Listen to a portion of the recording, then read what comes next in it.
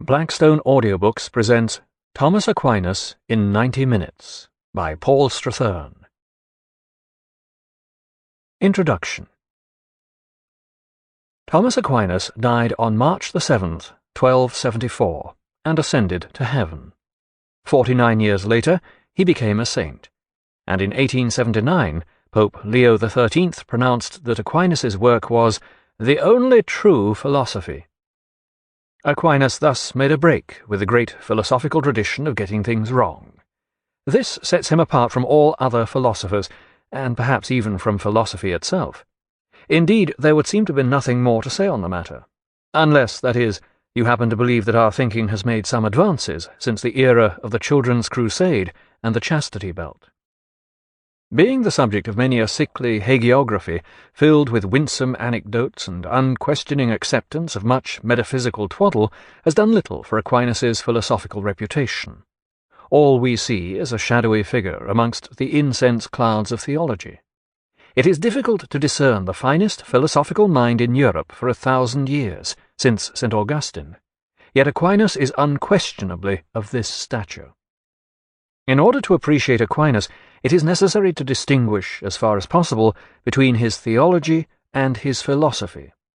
The former is absolutely correct on all counts and beyond question.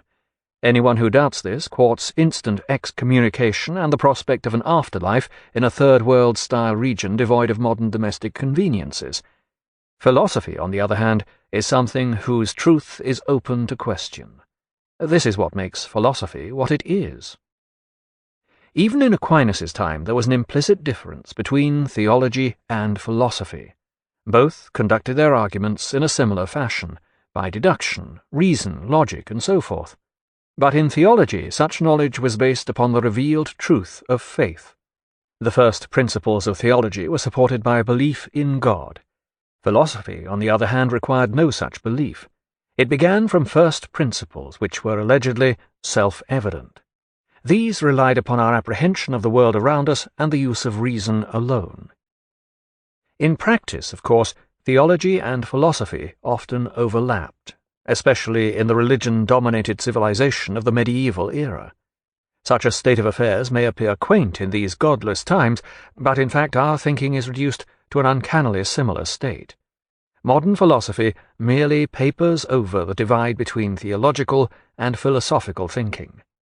Even to philosophize, we must start with a belief in something, basic assumptions which remain beyond our ability to prove by reason. For example, a belief in the coherence and consistency. Sample complete. Ready to continue?